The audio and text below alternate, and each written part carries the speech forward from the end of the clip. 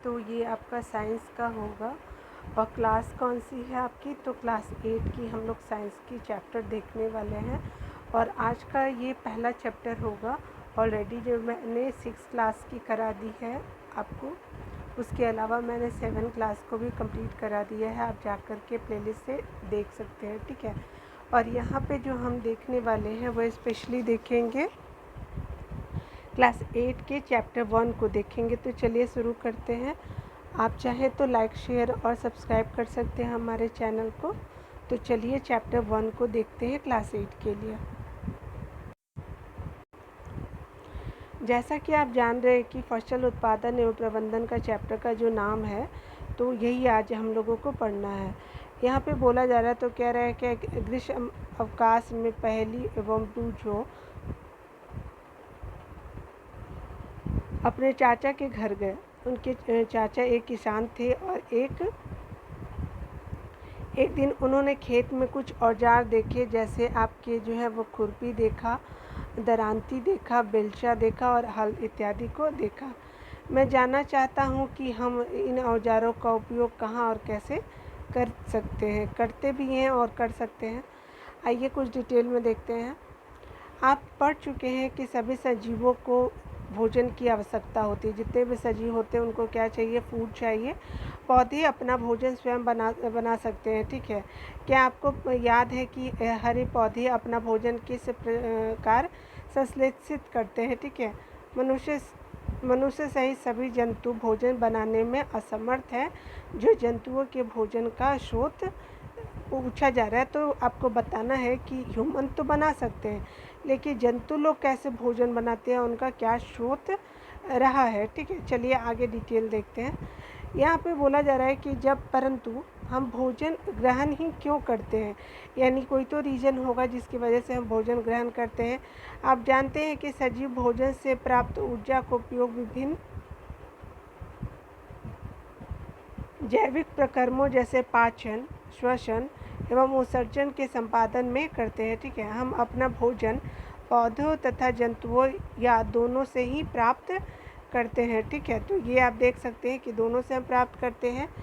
यहाँ देखिए, क्योंकि हम सभी को भोजन की आवश्यकता होती है, अतः हम अपने देश के इतने अधिक भोजन को किस प्रकार उपलब्ध करा सकते हैं, ठीक है। ये भी आप देख सकते हैं।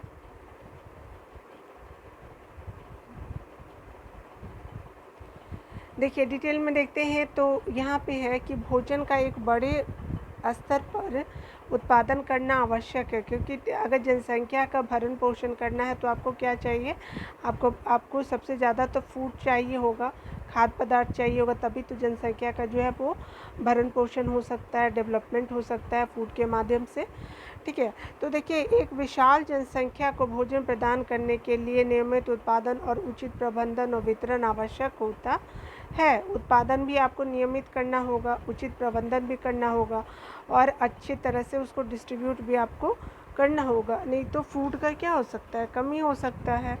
देखिए कृषि पद्धति को हम देखते हैं, तो यहाँ पे बताया जा रहा है कि लगभग 10,000 ईस्वी तक जो है आप देख सकते हैं मनुष्य जो था वो 10,000 ईस्वी पूर्व जो था, तो मनुष्य क्या थे, वो घुमंतु थे, यानी एक जगह रहते थे, फिर वहाँ पे अगर फूड ख़त्म हो जाते तो दूसरी जगह चले जाते, फिर वहाँ पे फूड ख़त्म हो जाता तो तीसरी जगह, इस तरह से वो घुमंतु ही था, ठीक है। वे एक स्थान से दूसरे स्थान पर भोजन एवं आवास की खोज के में समूह में विचरण करते रहते थे, ठीक है। वे कच्चे फल और सब्जियां खाते थे और उन्होंने भोजन के लिए जंतुओं का शिकार करना प्रारंभ किया, जैसे मांस वगैरह खाने के लिए, ठीक है, दूध वगैरह के लिए।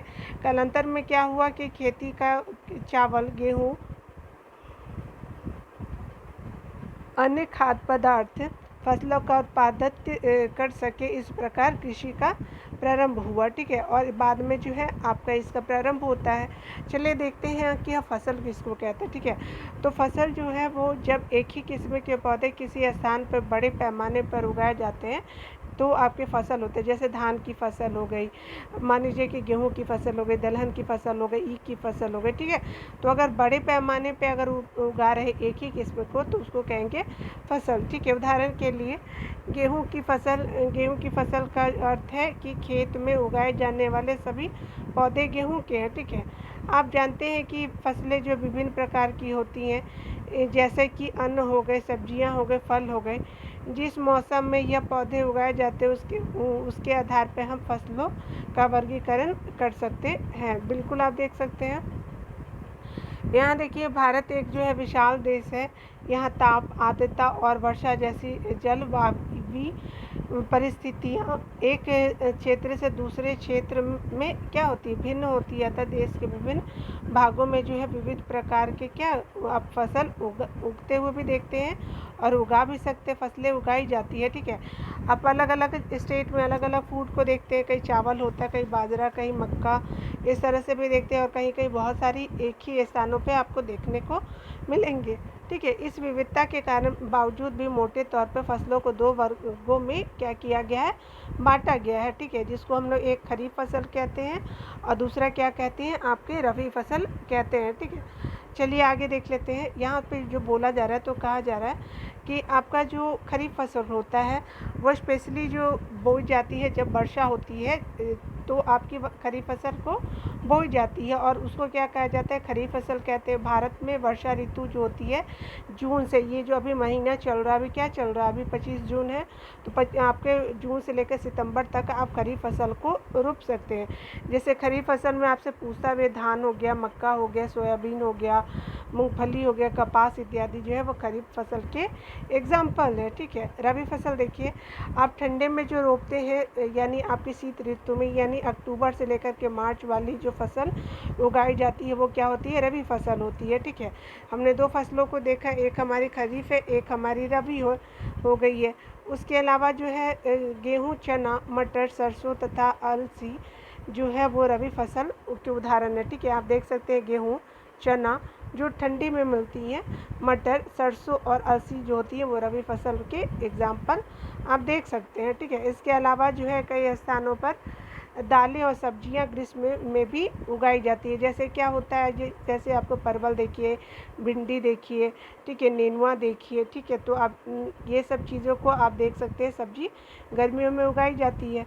आधारिक फसल पद्धति जो है देखते हैं, धान को शीत ऋतु में क्यों नहीं उगाया जा सकता है, ठीक है, क्योंकि पानी की बहुत ज़्यादा मात्रा ज़रूरी होता है। चलिए, धान को अधिक पानी आवश्यकता होती है, अतः जो है केवल वर्षा ऋतु में ही आपकी उगाई जाती है धान की फसल, ठीक है। आगे देखते हैं। फसल उगाने के लिए किसानों को अनेक क्रियाकलाप सामयिक अवधि में करने पड़ते हैं। आप देखेंगे कि यह क्रियाकलाप है उस प्रकार के हैं जिनका प्रयोग माली अथवा आप सजावटी पौधे उगाने के लिए करते हैं। ये क्रियाकलाप अथवा जो है कार्य कृषि पद्धति जो आगे दिए गए हैं आप देख सकते हैं, ठीक है। चलिए ऊपर देखते हैं हम लोग।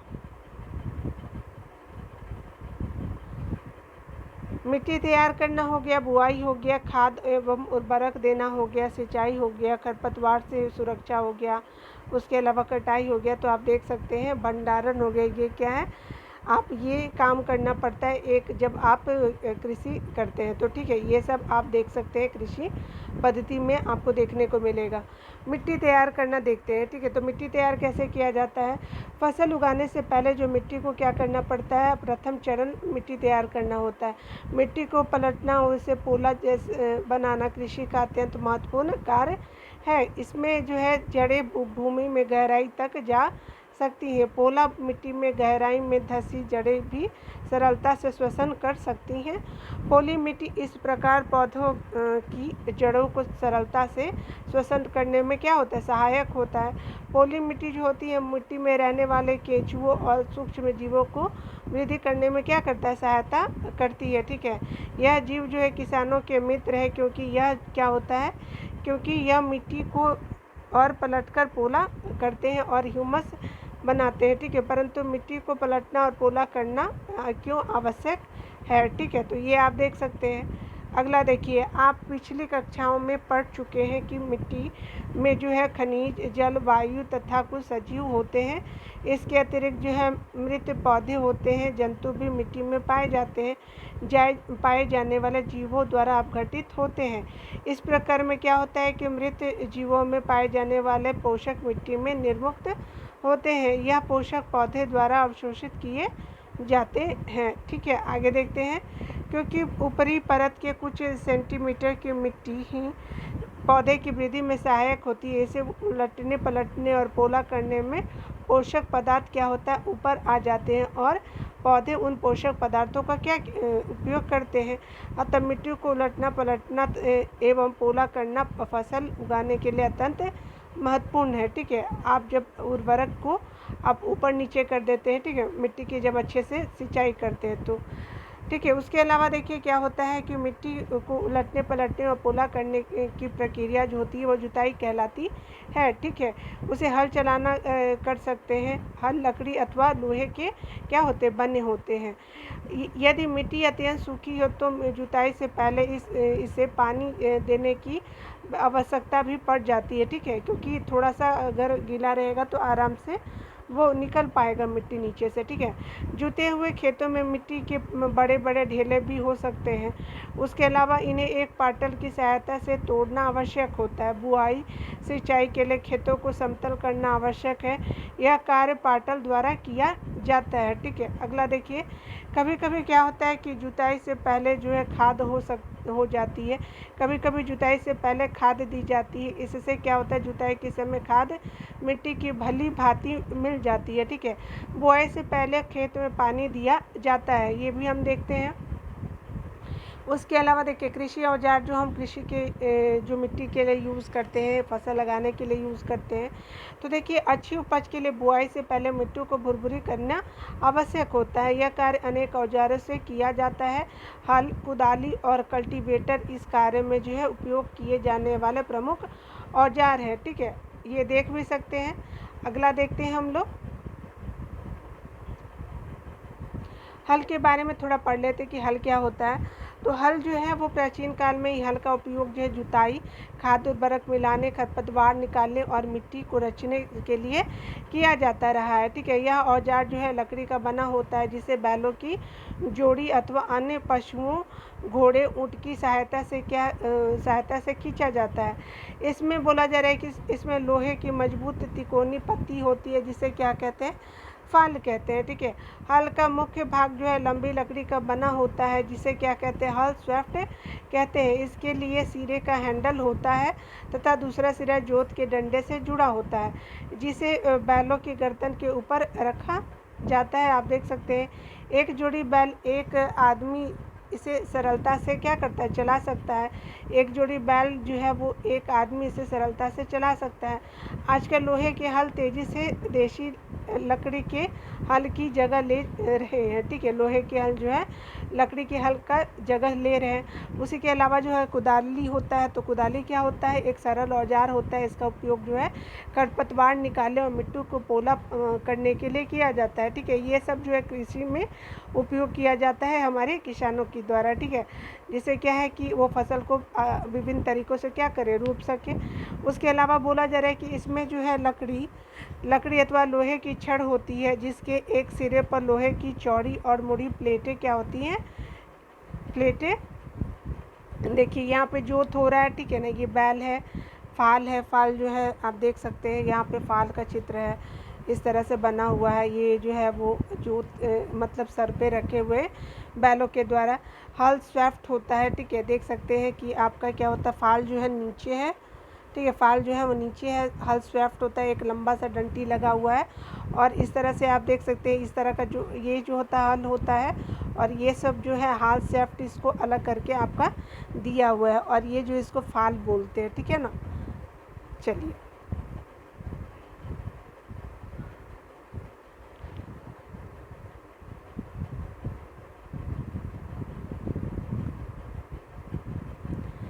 ये देखिए कुदाली में क्या होता है, तो कुदाली में आप देखते हैं पकड़ होती है, ऊपर में हैंडल होता है, उसके अलावा जोत होती है, उसके अलावा एक छड़ लगा रहता है, मुड़ी प्लेटें होती हैं जो आपका काटने के काम आता है, जिसको कुदाली कहते हैं। ठीक है, ये आगे देखते हैं यहाँ पे क्या है कि लगी होती है और ब्लेड की तरह कार्य करती है। यहाँ जैसे कि आप देख भी रहे हैं, इसका जो है दूसरा सिरा पशुओं द्वारा खींचा जाता है। ठीक है, तो इस तरह से हमने देख लिया 11.2 को। 11.1 को बी में जो कुदाली का पिक्चर आप देख सकते हैं यहाँ पे, ये सब पूरा हैंडल, यहाँ पे ब्लेड, मुड़ी हुई ब्लेड है। चलिए, कल्टीवेटर जो होता है, देखिए कल्टीवेटर जो है यहाँ पे आप देखिए, कल्टीवेटर को ट्रैक्टर द्वारा चलाते हुए, ये जो पीछे वाला जो है वो कल्टीवेटर है, आपको ट्रैक्टर के द्वारा जो चलाया जा रहा है, मिट्टी को कोड़ने का काम किया जा रहा है। ठीक है, देखिए यहाँ जो बोला जा रहा है, तो कल्टीवेटर क्या होता है कि आजकल जुताई ट्रैक्टर पर संचालित कल्टीवेटर से की जाती है। कल्टीवेटर के उपयोग से क्या होता है, श्रम और समय दोनों की क्या होती है, बचत होती है। आप देख सकते हैं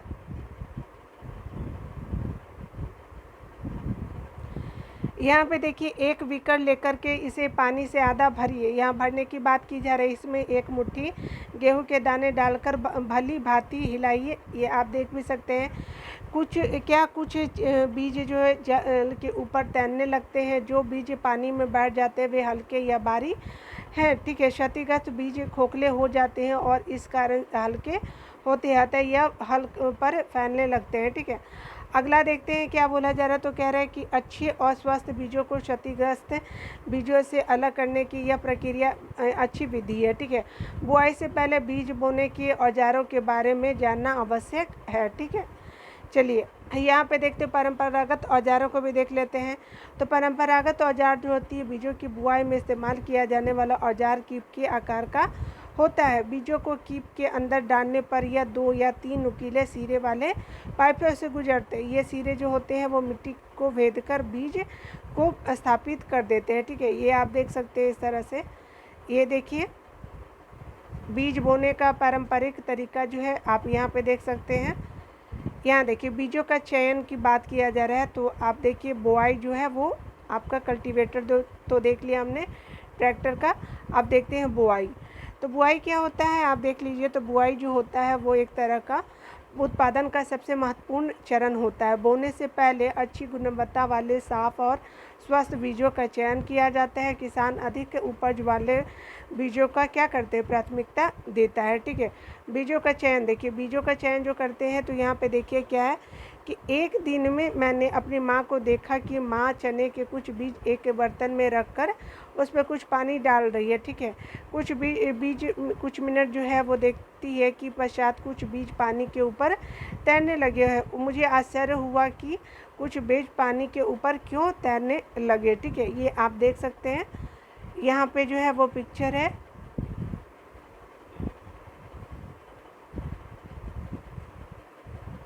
चलिए आगे हम लोग देखते हैं। ये देखिए, आपका जो है वो एक तरह का सीड ड्रिल है, यानी मिट्टी जो है आपका के अंदर जो है वो खुदाई वगैरह करने वाली है। ठीक है, सीड ड्रिल इसको बोलते हैं। देखते हैं सीड ड्रिल का क्या काम होता है। सीड ड्रिल जो होता है वो एक तरह से आपका आजकल बुआई के लिए ट्रैक्टर द्वारा संचालित सीड ड्रिल का उपयोग होता है। इसके द्वारा बीजों में समान दूरी और गहराई बनी रहती है। यह सुनिश्चित करता है कि बुआई के बाद जो है बीज मिट्टी द्वारा ढक जाए। इससे बीजों को पक्षियों द्वारा खाए जाने से रोका जा सकता है। सीड ड्रिल द्वारा बुआई करने से समय और आपका क्या होता है कि श्रम दोनों में की ही बचत होती है। ठीक है, आप देख सकते हैं यहाँ पे भी आप यहाँ पे बोला जा रहा है कि मेरे विद्यालय के समीप एक क्या है, पौधशाला यानी नर्सरी है। मैंने देखा कि पौधे जो है छोटे छोटे थैले में रखे हुए हैं। वे इस प्रकार क्यों रखे हैं। ठीक है, ये आप देख सकते हैं। यहाँ देखिए, धान जैसे धान जो होते हैं, धान जैसे कुछ पौधे को बीजों को पहले पौधशाला में उगाया जाता है। पौधे तैयार हो जाने पर उन्हें हाथों द्वारा खेतों में क्या किया जाए, रोप दिया जाता है। कुछ वनीय पौधे एवं कृषि पौधे भी आपको पौधशाला में क्या मिलेंगे, उगाए जाते हैं। ठीक है, आप उसके बाद जा कर के वो आप वनों में या फिर अलग अलग जगहों पे आप उसको लगा सकते हैं। ठीक है, तो ये सब हमने देख लिया। चलिए नीचे हम देख लेते हैं कि जो भी पॉइंट हमारा जो छूटा हुआ है, यहाँ देखिए यहाँ पे क्या बोल रहा है, तो कह रहा है कि पौधे को अत्यधिक घने होने से रोकने के लिए बीजों के बीच उचित दूरी होना क्या होता है, आपका जो है वो आवश्यक होता है, महत्वपूर्ण होता है। इससे क्या होता है, इससे पौधे को सूर्य का प्रकाश मिलता है। आप देख सकते हैं पोषक एवं जल पर्याप्त मात्रा में होता है। अधिक घनपन को रोकने के लिए कुछ पौधे को निकाल कर हटा दिया भी जाता है, ठीक है। तो कुछ दूरी दूरी पे आपको लगाना होता है, ठीक है। देखिए खाद एवं उर्वरक मिलाने की बात की जा रही है, जो फर्टिलाइज़र जो मिलाते हैं और खाद वगैरह, तो वे देखते हैं वे खाद जिन्हें मिट्टी में पोषक स्तर बनाए रखने के लिए मिलाया जाता है, उन्हें क्या कहते हैं, खाद एवं उर्वरक कहते हैं, ठीक है। अगला देखते हैं, मैंने एक खेत में उगने वाली स्वस्थ जो फसल है पौधे को देखा, जबकि पास के खेतों में क्या किया, पौधे कमज़ोर थे, ठीक है। और कुछ पौधे जो थे वो पौधे की तुलना में ज़्यादा अच्छी तरह से क्यों उगते हैं। यहाँ पे देख सकते हैं, यहाँ पे बोला जा रहा है, तो कह रहा है कि मिट्टी फसल को क्या करती है, को खनिज पदार्थ प्रदान करती है। मिट्टी फसल को क्या करती है, खनिज पदार्थ प्रदान करती है। यह पोषक पौधों को वृद्धि के लिए आवश्यक होता है। कुछ क्षेत्रों में किसान खेत में एक के बाद दूसरी फसल उगाते हैं, ठीक है। खेत कभी भी खाली नहीं छोड़ते हैं। कल्पना कीजिए कि पोषकों के क्या होता होगा, ठीक है। देखिए फसलों के लगातार उगाने से क्या होता है कि मिट्टी में जो पोषक तत्व होते हैं वो क्या हो जाते हैं, कमी हो जाते हैं अगर लगातार लगाते हैं तो, ठीक है। इस क्षति को पूरा करने के लिए किसान क्या करते हैं, खेतों में खाद देते हैं, और यह प्रक्रम जो होता है खाद देना होता है। अपर्याप्त खाद देने से क्या होता है, पौधे कमज़ोर हो जाते हैं, जो अगर पूरी तरह से उनको नहीं मिल पाया तो, ठीक है। खाद एक क्या होता है, कार्बनिक यानी जैविक पदार्थ होता है, जो कि पौधे या जंतु अपशिष्ट से आपके क्या प्राप्त किया जाता है। किसान पादप एवं जंतु अपशिष्टों को एक गड्ढे में डालते हैं। किसान क्या कहते हैं, पादप एवं जंतु अपशिष्टों को गोबर वगैरह को भी डालते हैं। आपके फल फूल के सब्जी के छिलके जो है वो प्लांट से देखिएगा, तथा इसका अपघटन होने के लिए खुले में छोड़ देते हैं। अपघटन कुछ जीवों द्वारा होता है। अपघटन क्या होता है, कुछ जीवों द्वारा होता है। अपघटित पदार्थ खाद के रूप में क्या उपयोग किया जाता है, ठीक है। आप जो है वो क्लास 6 में देखेंगे कि वर्मी कंपोस्टिंग अथवा केचुए द्वारा जो है खाद तैयार करने के विषय में पढ़ चुके हैं, ठीक है। यहाँ पे आगे देखते हैं, यहाँ एक्टिविटी करने को बोला गया है, तो देखते हैं यहाँ पे क्या बोला जा रहा है। तो कह रहा है कि मूंग और चने के अथवा चने के बीज को लेकर उसे अंकुरित कर दे। जो हम मूंग और चना खाते हैं ना, उसी तरह से क्या कीजिए कि आप उसको अंकुरित कर दीजिए। उसके बाद देखिए इनमें से एक ही आकार वाले 3 नवोद्भिद छांट लीजिए। अब 3 गिलास अथवा ऐसे ही पात्र लीजिए, ठीक है। इन पर ABC जो है आप निशान लगाइए। आप देखेंगे कि गिलास ए में थोड़ी सी मिट्टी लेकर के इसमें थोड़ी सी गोबर की खाद भी क्या कीजिए, मिला लीजिए। ए में मिट्टी लेकर के इसमें थोड़ी सी गोबर भी मिला लीजिए, और बी में क्या कीजिए कि समान मात्रा में मिट्टी लेकर के थोड़ा सा यूरिया मिला लीजिए। यूरिया जो है वो मिला लीजिए। अब सी में देखिए कि बिना कुछ मिलाए ही आपको लगाना है। सी में भी मिट्टी सिप लीजिए और बिना कुछ मिलाए आपको लेना है। इसमें से ना तो आपको गोबर मिलाना है, ना ही आपको यूरिया मिलाना है। अब इनमें पानी की समान मात्रा डालकर सुरक्षित स्थानों पर रख दीजिए। प्रतिदिन पानी देते रहिएगा, ठीक है। और इसमें 7 से 10 दिन में इसकी वृद्धि को नोट करेंगे कि क्या होगा, ठीक है। तो देख सकते हैं आप जो यहाँ पे बच्चे जो है एक्टिविटी कर रहे हैं, एक में खाद, एक में आपका अलग अलग यूरिया वगैरह प्रयोग किया जा रहा है। तो देख रहे होंगे कि आपका जो है ए में थोड़ा सा हुआ, बी में थोड़ा ज़्यादा हुआ और सी में थोड़ा कम हुआ है, क्योंकि इसमें हमने कुछ मिलाया नहीं। खाद एवं उर्वरक के साथ जो है पौधे की वृद्धि को हम देख सकते हैं, ठीक है। चलिए ऊपर देख लेते हैं जो भी हमारा चीज़ जो है वो,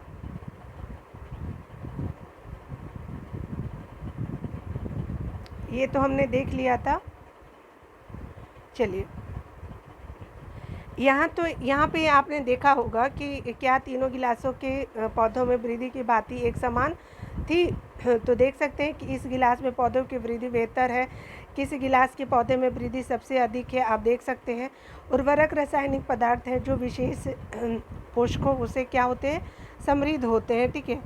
वे खाद से कैसे भिन्न है। उर्वरक का उत्पादन फैक्ट्रियों में किया जाता है। उर्वरक के कुछ जो उदाहरण हैं, आप यूरिया को देखेंगे अमोनिया सल्फेट को देखेंगे, सुपर फास्फेट को देखेंगे, पोटास को देखेंगे, एनपीके यानी नाइट्रोजन, फॉस्फेरस और पोटेशियम को आप देख सकते हैं। ठीक है, एन मतलब क्या होता है, नाइट्रोजन हो गया, पी मतलब फॉस्फेरस हो गया, और पोटेशियम को के से डिनोट करते हैं। आप इस तरह से देख सकते हैं। यहाँ पे देखिए, इनके उपयोग से किसानों को गेहूँ, धान और मक्का जैसी फसलों की अच्छी उपज आपको प्राप्त करने में सहायता मिली है। परंतु उर्वरकों के अत्यधिक उपयोग से मिट्टी की उर्वरता में भी कमी आई है। ठीक है, आप देख सकते हैं। यह जल प्रदूषण का भी क्या होता है कि स्रोत बन गए हैं। अतः क्या होता है कि मिट्टी की उर्वरता बनाए रखने में के लिए हमें उर्वरकों के साथ जो है स्थान पर जैविक खाद का उपयोग करना चाहिए। ठीक है, यानी उर्वरकों की जगह जो है आप जैविक खादों का उपयोग करेंगे तो ज़्यादा बेहतर होगा। दो फसलों के बीच में खेत को कुछ समय के लिए बिना कुछ उगाए भी छोड़ देना चाहिए। क्यों? क्योंकि आपके पोषक तत्व जो है फिर से लौट आते हैं कुछ समय के बाद जब हम लोग यूज़ करेंगे खेतों को। तो ठीक है, देखिए, खाद के उपयोग से जो बोला जा रहा है तो मिट्टी के गठन और जल अवशोषण क्षमता में भी वृद्धि होती है। इससे क्या होता है, मिट्टी में सभी पोषकों की क्षतिपूर्ति हो जाती है। मिट्टी में पोषकों की क्षतिपूर्ति का अन्य तरीका जो है वो फसल चक्रण है। ठीक है, यह एक फसल के बाद ये क्या है तो आपका है, यह एक फसल के बाद खेत में दूसरे किस्म की फसल एकांतर क्रम में उगाकर किया जाता है। ठीक है, उसके अलावा देखिए, पहले जो होते उत्तर भारत में जो किसान फलीदार चारा एक ऋतु में उगाते थे। ठीक है, तथा गेहूँ दूसरी ऋतु में उगाया जाता था। आप देखेंगे इससे क्या होता है कि मिट्टी में नाइट्रोजन जो है वो पूर्ण होता रहता है। ठीक है, किसानों की इस पद्धति को अपनाने के लिए प्रोत्साहित किया गया है कि आप इसी तरह के तरीकों को अपनाइए जिससे कि आपके खेतों में पोषक तत्व जो है वो बरकरार रहे। पिछले कक्षा में जो है आप राइजोबियम बैक्टीरिया के विषय में आप पढ़ चुके हैं। यह फलीदार यानी लेगुमिनस जो होते हैं वो फलीदार पौधों की जड़ों की ग्रंथियों में पाए जाते हैं। तो याद रखिएगा, फलीदार को क्या कहते हैं, लेगुमिनस भी कहते हैं, और पौधों की जड़ों की ग्रंथियों में पाए जाते हैं और वायुमंडलीय नाइट्रोजन का क्या करते हैं, स्थिरीकरण करते हैं। ठीक है, यहाँ आप देख सकते हैं। चलिए हम लोग देख लेते हैं कि खाद और उर्वरक में क्या अंतर है, जो बहुत ही इम्पोर्टेंट आपको जानना चाहिए। ठीक है, तो देखिए क्या होता है, तो उर्वरक क्या होता है, उर्वरक एक मानव निर्मित लवण होता है, और खाद क्या होता है, प्राकृतिक पदार्थ होता है, आपके गोबर और पौधे के अवशेष के विघटन से प्राप्त होता है। ठीक है, उर्वरक जो है उत्पादन फैक्ट्रियों में होता है और खाद का खेतों में बनाई जाती है। उर्वरक से मिट्टी को ह्यूमस प्राप्त नहीं होता। उर्वरक से मिट्टी को जो है ह्यूमस प्राप्त नहीं होता। खाद से जो मिट्टी को ह्यूमस प्रचुर मात्रा में आपको प्राप्त होता है या देखने को भी मिलता है। ठीक है, उर्वरक में पादप पोषक जैसे कि नाइट्रोजन, फास्फोरस, पोटेशियम प्रचुरता में होते हैं उर्वरक में, लेकिन खाद में जो होता है पादप पोषक तुलनात्मक रूप से क्या होते हैं, आपके कम होते हैं। ठीक है, किसमें, तो खाद में। तो ये हमने अंतर देखा उर्वरक और खाद आपके उर्वरक और देखा और हमने खाद को देखा। ठीक है, तो चलिए हम लोग देखते हैं। यहाँ पे तो देख लिया, अब खाद के लाभ क्या होते हैं पढ़ लेते हैं। ठीक है, इम्पॉर्टेंट होता है। तो देखिए, जैविक खाद उर्वरकों की अपेक्षा अधिक अच्छी मानी जाती है। जैविक खाद जो होते हैं वो अच्छा माना जाता है किसके, उर्वरकों से। ठीक है, मुख्य कारण क्या है, तो देखिए मिट्टी की जल धारण क्षमता में वृद्धि होती है अगर खाद का उपयोग करते हैं तो। मिट्टी भुरभुरी और सरंध्र हो जाती है। ठीक है, किसको यूज़ करने से, खाद को यूज़ करने से, जिसके कारण क्या होता है, गैस विनिमय सरलता से होता है। ठीक है, अगला क्या बोला जा रहा है, तो कह रहा है कि इससे क्या होता है, मृत जीवाणुओं की संख्या में आपको वृद्धि देखने को मिलती है। किससे, तो खाद से। इस जैविक खाद से मिट्टी का गठन सुधर जाता है। ठीक है, यानी मिट्टी का प्रकृति भी आपको अच्छा देखने को मिलेगा। ठीक है, सिंचाई देखते हैं। सिंचाई जो है, जीवित रहने के लिए प्रत्येक जीव को आपको जल की आवश्यकता होती है। पौधे के वृद्धि और परिवर्धन के लिए जल का विशेष महत्व होता है। ठीक है, पौधे की जड़ों द्वारा जल का अवशोषण होता है। ठीक है, पौधों की जड़ों द्वारा क्या होता है, जल का अवशोषण होता है, जिसके साथ क्या होता है, खनिजों और उर्वरकों का भी अवशोषण होता है। ठीक है, पौधों में लगभग 90% जल होता है। जल आवश्यक होता है क्योंकि बीजों का अंकुरन जो है शुष्क स्थिति में नहीं हो सकता है। ठीक है, आप देख सकते हैं।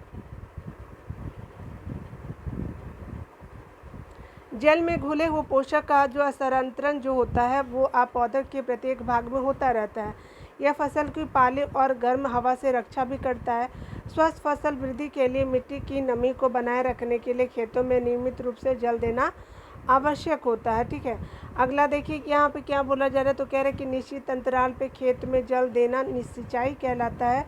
सिंचाई का समय और बारंबारता जो है फसलों, मिट्टी और ऋतु में भिन्न होती है। ठीक है, गर्मी में पानी देने की बारंबारता जो होती है वो अपेक्षाकृत आपको ज़्यादा देखने को मिलेगा। ऐसा क्यों होता है? क्योंकि यह मिट्टी और पत्तियों से जल वाष्पन की दर अधिक होने से होता है, क्योंकि जल वाष्पन जो है वो मिट्टी और पत्तियां ज़्यादा करती है, तो आपको ज़्यादा आपको बार बार देखने को इस तरह से आपको मिल सकता है। ठीक है, क्या यहाँ पे बोला जा रहा है, तो कह रहा है कि इस वर्ष पानी देते समय मैं अधिक सतर्क हूँ। पिछली गर्मियों में मैंने खूब सूखे पौधे सूख गए थे और क्या हुआ था कि मर भी गए थे। ठीक है, सिंचाई के लिए आपका खेत को देखिए तो सिंचाई के स्रोत जो होते हैं आप देख सकते हैं। तो सिंचाई के जो स्रोत होते हैं कुएँ, नलकूप, तालाब, झील, नदियाँ, बांध, नहर और इत्यादि जल के स्रोत है जहाँ से जो है वो सिंचाई की जाती है खेतों की। ठीक है, ये आप देख सकते हैं कुएँ से सिंचाई किया जा रहा है किसान के द्वारा।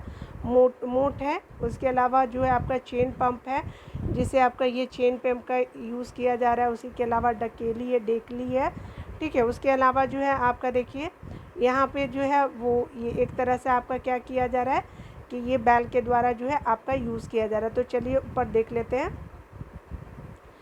देखिए सिंचाई का जो के पारंपरिक जो तरीके होते हैं कुओं और झील और नहरों में उपलब्ध जल को निकालकर खेतों तक पहुंचाने के तरीके विभिन्न क्षेत्रों में भिन्न भिन्न होते हैं। ठीक है, मवेशी होते हैं मजदूर इन विधियों से इस्तेमाल किए जाते हैं। ठीक है, मवेशी मजदूर इन विधियों में इस्तेमाल किया जाते हैं। यह सस्ती और परंतु यह कम दक्ष है। विभिन्न पारंपरिक तरीके जो होते हैं निम्न हैं। ठीक है, मोट जो होते हैं वो क्या होते हैं, तो देख सकते हैं मोट जो है वो घिरनी एक तरह से होती है, चेन पंप होता है, डेकली होता है या रहट यानी उत्तोलक तंत्र भी आप देख सकते हैं। ये पिक्चर में जो आप यहाँ से देखिए आपको यहाँ से मोट दिख रहा होगा। उसके अलावा चेन पंप है, ढेकली है, ये आप देख सकते हैं, रहट है।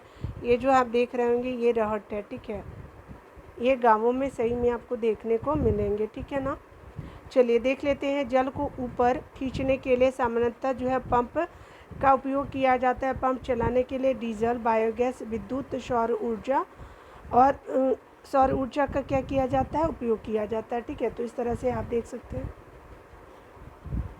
देख लेते हैं तो आप सिंचाई की जो विधियों को देखेंगे तो इसमें क्या बताया जा रहा है, तो कह रहे हैं कि सिंचाई की आधुनिक विधियों द्वारा हम जल का उपयोग मितव्ययता से कर सकते हैं, यानी हम लोग उचित ढंग से आप कर सकते हैं। ठीक है, तो ये पूछा भी जाता है कि आप जो है वो पानी को कैसे बचाव कर सकते हैं। तो ठीक है, तो आप स्प्रिंकलर का यूज़ कर सकते हैं। तो स्प्रिंकलर सिस्टम यानी छिड़काव तंत्र का उपयोग कर सकते हैं। इस विधि का उपयोग जो है असमतल भूमि के लिए किया जाता है। ठीक है, यहाँ पे क्या होता है कि जल कम मात्रा में उपलब्ध होता है। ठीक है, ऊर्ध्व पाइपों के ऊपरी सिरों पर क्या होता है घूमने वाले नोजल लगे होते हैं। यह पाइप क्या होता है निश्चित दूरी पर आपके मुख्य पाइप से जुड़े होते हैं। ठीक है, उसके अलावा देख सकते हैं कि जब पंप की सहायता से जल मुख्य पाइप में भेजा जाता है तो वह क्या होते हैं घूमते हुए नोजल से बाहर निकलता है। इसका छिड़काव जो होता है पौधों पर इस प्रकार होता है कि जैसे वर्षा हो रही है। और आपका क्या है कि छिड़काव देख सकते हैं, छिड़काव लॉन, कॉफ़ी की खेती और कई अन्य फसलों के लिए अत्यंत उपयोगी है। ठीक है, तो आप देख सकते हैं यहाँ पे 1.5 में आप देखिए स्प्रिंकलर का यूज़ किया जा रहा है, देख रहे हैं ना। तो इस तरह से आपका जो है वो खेतों में लगा दिया जाता है, मिनी पाइप से लगाया रहता है और ये जो है लाइन हल्का हल्का पानी जो है वो खेतों तक पहुंचता रहता है। ठीक है, ये जो होता है ना वो पानी को बहुत मिनिमम खर्चा करते हैं और ये पानी को बर्बाद नहीं होने देते। ठीक है, आप देख सकते हैं यहाँ पे। उसके अलावा देखिए पहले हमने क्या देखा, तो यहाँ पे देखा छिड़काव तंत्र जिसको स्प्रिंकलर सिस्टम कहते हैं। अब ड्रिप सिस्टम को देखते हैं। तो इस विधि में जल बूंद बूंद करके सीधे पौधे की जड़ों में गिरता है। ठीक है, ये आप देख सकते हैं। यहाँ पे आप देखिए पिक्चर भी आपको दिख रहा होगा।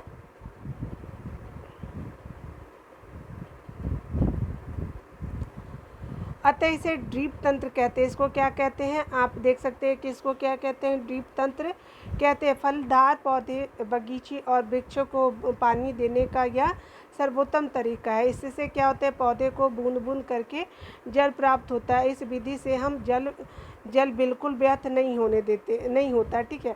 और यह क्या होता है, यह जल की कमी वाले क्षेत्रों के लिए क्या होता है कि वरदान साबित होता है, ठीक है। आप देख सकते हैं इस तरह से। अगला देखते हैं, आप देखिए खरपतवार से सुरक्षा किया जा रहा है किसानों के द्वारा। तो देखिए यहाँ पे जो है आपको बोला जा रहा है कि बूझो और पहली निकट के गेहूं के खेत में गए और उन्होंने देखा कि खेत में जो है फसल के कुछ अन्य पौधे भी उग आए हैं, मतलब जो मेन पौधा उसके साथ कुछ अन्य पौधे भी उग गए हैं, ठीक है। क्या ये अन्य पौधे विशेष उद्देश्य के लिए उगाए गए हैं, तो देख लेते हैं इसके अंतर्गत। देखिए खेत में कई अन्य अवांछित पौधे प्राकृतिक रूप से फसल के साथ उग जाते हैं, ठीक है।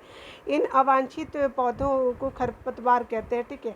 खरपतवार हटाने को क्या कहते हैं, निराई कहते हैं, ठीक है। निराई जो होते हैं आवश्यक होता है, क्यों, क्योंकि ये जो होता है, क्योंकि खरपतवार जल पोषक आपका खरपतवार जल पोषक और आपका प्रकाश की स्पर्धा में फसल की वृद्धि पर प्रभाव डालते हैं। कुछ खरपतवार जो है कटाई में भी बाधा डालते हैं तथा मनुष्य और पशुओं के लिए विषैली हो सकते हैं, ठीक है। आप देख सकते हैं खरपतवार को हटाने एवं इनकी वृद्धि को नियंत्रित करने के लिए किसान विभिन्न तरीके अपनाते हैं। आप देख सकते हैं यहाँ पे फसल उगाने से पहले खेत जोतने से खरपतवार उखाड़ने एवं हटाने में सहायता मिलती है, ठीक है। इससे क्या होता है कि खरपतवार पौधे सूख कर के क्या होता है, मर जाते हैं और मिट्टी में मिल जाते हैं।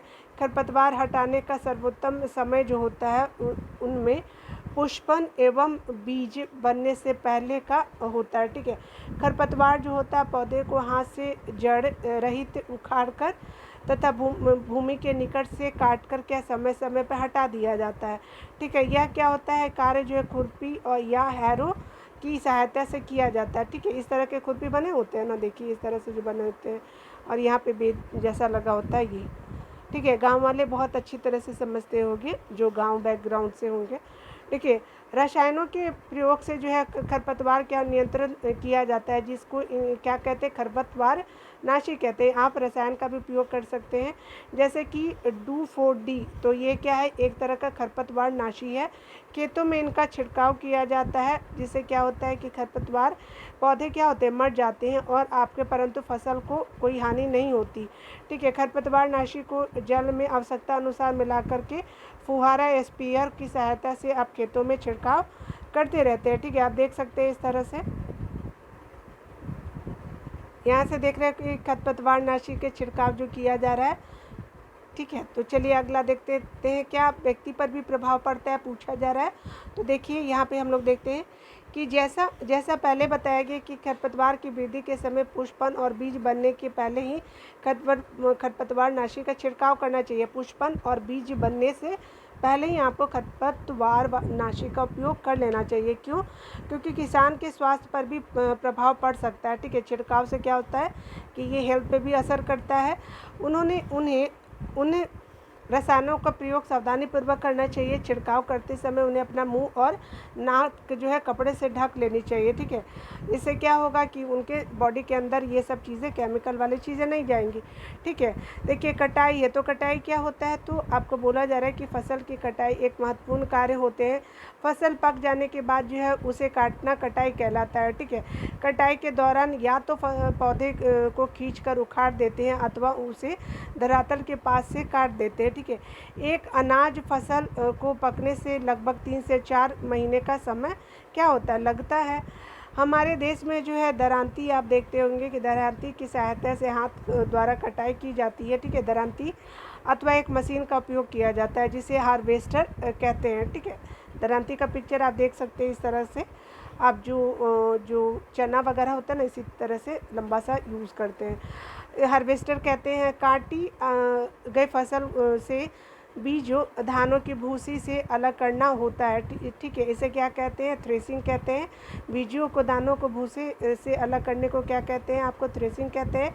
यह कार्य क्या होता है, तो कंबाइन मशीन यूज़ करते हैं, ठीक है, द्वारा जो है वो किया जाता है, जो वास्तव में हार्वेस्टर और थ्रेसर की संयुक्त रूप से है, ठीक है। छोटे खेत वाले किसान अनाज के दानों को जो है को फटक, देखते हैं फटक क्या होता है। फटक करके क्या किया जाता है, अलग किया जाता है, जिसको फटक करके, जिसको विनोइंग कहते हैं, जो फटक देते हैं ना, जैसे इस तरह का सूप जैसा बना होता है, इस तरह का देखते हैं, ठीक है। और यहीं पे दानों को रख दिया जाता है, ठीक है। और इस तरह से आपने क्लास 6 में पढ़ चुके हैं, ठीक है। यहाँ पे देखिए क्या है, तो आपका कॉम्बाइन का पिक्चर आप देख सकते हैं, इस तरह के खेतों में आपको देखने को मिलेगा, ठीक है। यहाँ देखिए, यहाँ पे क्या बोला जा रहा है, तो कह रहा है कि कटाई के बाद जो है कभी कभी तने के टुकड़े खेत में ही रह जाते हैं, जिन्हें क्या कहते हैं, किसान जला देते हैं, ठीक है। पहली जो है वो बोल रही है कि इन टुकड़ों के खेतों में जलाने के कारण चिंतित है, क्यों, क्योंकि ये एयर पॉल्यूशन भी होता है, हेल्थ के लिए भी अफेक्ट पड़ता है, और आपका जो है वो आपका CO2 इमिशन भी ज़्यादा होता है, ठीक है। कार्बन डाइऑक्साइड जो यूज़ करते हैं, ठीक है। वह जानती है कि इससे प्रदूषण होता है और खेत में पड़ी फसल आग लगने का खतरा भी होता है, ठीक है, क्योंकि आप जला देंगे तो इस तरह से आपको नुकसान भी झेलने को मिल सकता है, ठीक है। कटाई का पर्व एक मनाया जाता है, तो चलिए उसको देख लेते हैं। 3-4 महीनों के कठोर परिश्रम के बाद जो है कटाई का समय आता है। स्वर्णिम दानों से भरी खड़ी फसल किसानों के हृदय में उल्लास एवं अच्छे समय का भाव संचारित करती है, ठीक है। यह समय जो है थोड़ा आराम करने एवं खुशी मनाने का है, क्योंकि पिछली ऋतु के प्रयत्न का जो है फल मिलता है, ठीक है, आप देख सकते हैं। उसके अलावा बोला जा रहा है कि इसलिए भारत के सभी भागों में कटाई का समय जो हर्षोल्लास एवं खुशी का त्यौहार मनाया जाता है। पंजाब में भी मनाया जाता है फसल के बुआई के समय, कटाई के समय। पुरुष और महिलाएं सभी जो है मिलकर इस पर्व को मनाती है। कटाई ऋतु के समय साथ कुछ विशेष पर्व मनाए जाते हैं। पोंगल हो गया, वैसाखी हो गया, होली हो गया बिहार में, दिवाली, नाबन्या और बिहू जो है आसाम में, आप फसल से ही रिलेटेड देख सकते हैं। चलिए अगला देखते हैं, भंडारण। यहाँ पे क्या बोला जा रहा है, तो भंडारण को देखिए, तो उत्पाद का भंडारण एक जो होता है महत्वपूर्ण कार्य होता है, ठीक है।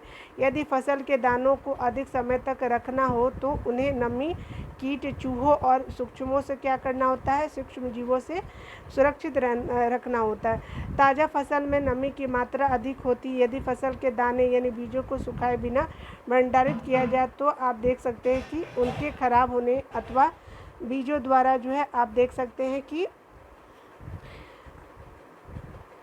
खराब होने अथवा जीवों द्वारा आक्रमण से जो है अंकुरण के लिए अनुपयोगी हो सकते हैं। अतः भंडारण से पहले दानों को धूप में सुखाना आवश्यक होता है, जिससे उनकी नमी में कमी आ जाए। इससे क्या होता है, उनके कीट पीड़कों, जीवाणु और ककों से सुरक्षा हो जाती है, ठीक है। किसान अपनी फसल उत्पाद का भंडारण जूट के बोरों, धातु के बड़े पात्र में करते हैं, ठीक है। परंतु बीजों का बड़े पैमाने पर भंडारण जो है साइलो एवं भंडार गृहों में किया जाता है, ठीक है। साइलो गोदाम होता है, जिससे क्या होता है, उनके देखिए ये विनोइंग किया जा रहा है। आप यहाँ पे आप देख सकते हैं, ये गाँवों में आप देख सकते हैं इस तरह का फटकने वाली मशीन होती है, विनोइंग, ठीक है। चलिए ये देखिए यहाँ पे क्या अनाज भंडारण हेतु साइलो गोदाम, जहाँ पे अनाज वगैरह रखा जाता है, ये होता है रियल में, ठीक है। चलिए जंतुओं के भोजन को देख लेते हैं। इस तरह से अंदर का पिक्चर आप देख सकते हैं। भंडारण गृहों में बोरा में अनाज का भंडारण ये किया गया है, ठीक है। यहाँ पे चूहे वगैरह भी बहुत मोटे मोटे होते हैं, ठीक है ना। चलिए देखिए यहाँ पे क्या बोला जा रहा है कि पीड़कों जैसे कि चूहे एवं कीटों से सुरक्षित रखा जा सके, ठीक है। नीम की सूखी पत्तियाँ घरों में अनाज के भंडारण में उपयोग की जाती है। बड़े भंडार गृहों में अनाज को पीड़कों एवं सूक्ष्म जीवों से सुरक्षित रखने के लिए रासायनिक उपचार भी किया जाता है, जो बड़े बड़े गोदाम आप देख सकते हैं, ठीक है। देखिए यहाँ पे जो है वो आप यहाँ पे अपने अनाज भंडार देखा। चलिए यहाँ पे देख लेते हैं। इस सारणी में बोला जा रहा है कि इस सारणी की पूर्ति करने के बाद जो है आपने देखा होगा कि पौधों की तरह ही जंतु भी हमें विभिन्न प्रकार के खाद्य पदार्थ प्रदान करते हैं, ठीक है। समुद्र के तटीय क्षेत्रों में रहने वाले जो लोग होते हैं मछली का मुख्य आहार के रूप में प्रयोग करते हैं। पिछले कक्षाओं में पौधों से प्राप्त होने वाले जो खाद्य पदार्थों के विषय में आप पढ़ चुके हैं। हमने अभी सीखा कि फसल उत्पादन के विभिन्न चरण है, ठीक है। कौन कौन से हैं, तो देखिए बीजों का चयन है, बुआई इत्यादि होता है। इसी प्रकार घरों में अथवा फार्म पर पालने वाले पालतू पशुओं को उचित भोजन, आवास और देखभाल की आवश्यकता होती है, ठीक है। जब यह बड़े पैमाने पर किया जाता है तो उसे क्या कहते हैं, पशुपालन कहते हैं, ठीक है। आगे देखते हैं यहाँ पे, देखिए यहाँ पे क्या है, तो कह रहा है कि मछली स्वास्थ्य के लिए अच्छा आहार है। हमें मछली से कॉड लिवर तैयार मिलता है, ठीक है, जिसमें क्या होता है कि विटामिन डी अत्यधिक मात्रा में पाया जाता है, ठीक है। आप देख सकते हैं यहाँ पे। तो इस तरह से जो भी हम पॉइंट है तो यहाँ पे हमने देख लिया। अब हम चलते हैं थोड़ा सारांश की तरफ, भी बहुत इम्पोर्टेंट मैं सारांश को मानती हूँ, ठीक है। आपने यहाँ पे दिया है कि आपने क्या सीखा, ठीक है। तो यहाँ पे बोल रहा है क्या कि अपनी बढ़ती हुई जनसंख्या को भोजन प्रदान करने के लिए हमें विशिष्ट कृषि पद्धति को अपनानी चाहिए, ठीक है, जनसंख्या का भरण पोषण हो सके। यहाँ पे बोला जा रहा है कि किसी स्थान पर उगाए जाने वाले एक ही प्रकार के पौधे को क्या कहते हैं, फसल कहते हैं। भारत में फसलों की ऋतु के आधार पे हम दो भागों में बांट सकते हैं, रबी फसल और आपके जो है खरीफ फसल है। जुताई करके जो है मिट्टी तैयार करना और उसे समतल करना आवश्यक है। इस कार्य के लिए हल और पाटल का उपयोग किया जाता है, ठीक है। बीजों को उचित गहराई पे बोना, उनके उचित जो है दूरी रखना जो है उचित उपज के लिए आवश्यक है। बीजों की अच्छी उपज का चयन करके स्वस्थ बीजों को बोया जाता है। सीड ड्रिल की सहायता से जो है वो बुआई की जाती है, ठीक है। देख सकते हैं आपका अगला, देखिए मिट्टी से पोषकों की समृद्धि और पुनः पूर्ति की आवश्यकता होती है, ठीक है, जिसे कार्बनिक खाद और उर्वरक के उपयोग से किया जाता है। फसलों की नई किस्मों के आने से क्या होता है कि सिंचाई उर्वरकों के उपयोग से बहुत अधिक वृद्धि हुई है, ठीक है। उचित समय और अंतराल पर फसल को जल देना जो है सिंचाई कहलाता है।